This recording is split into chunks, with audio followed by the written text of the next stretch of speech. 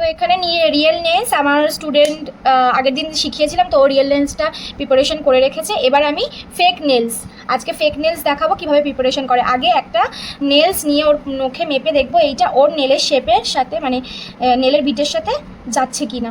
এটা একটা 9 নম্বর, তো সেটাই হচ্ছে কি দেখছি যাচ্ছে কি না। তো একদম পারফেক্ট সাইজ ওর সাথে যাচ্ছে, কিন্তু একটু সাইডে হালকা করে ঘষে নিতে হবে। 401 একটা গ্লু। এবার দেখো, এবার এই টিপসটা রেডি করে নিয়েছি। এবার তার মধ্যে একটু গ্লু দেবো, অল্প গ্লু দেবো, মানে 2 ফোঁটা মতো, যাতে না বেশি হয়। এখানে ভিডিও করছি।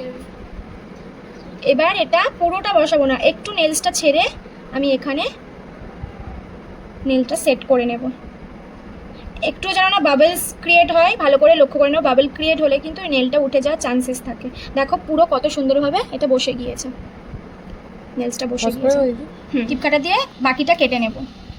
এতটা বড় থাকবে নাকি আরও কাটবো? আরও ছোট, আচ্ছা।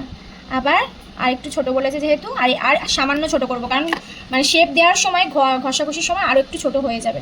ঠিক আছে, করবে যেহেতু এই দুপাশে কেটে নেব এরকম করে।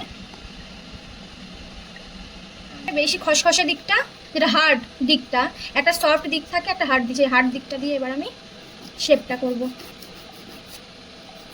কি শেপ করব? Round shape. শেপ চেয়েছে ও, তাই আমি রাউন্ড শেপ দিলাম।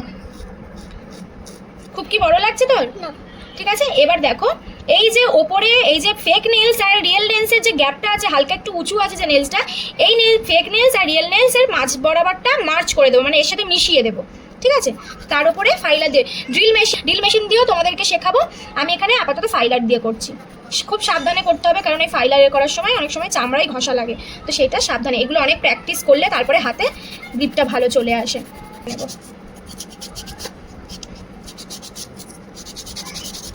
ফুপি ব্রাশ দিয়ে ডাস্ট অফ করে নিলাম। ঠিক আছে, ফেক নেলসও রেডি।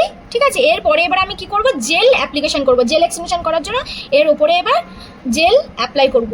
তার আগে আমি এই যে রিয়েল নেল আছে সেই জায়গাটায় আমি একটু প্রাইমার লাগিয়ে নেব। ঠিক আছে।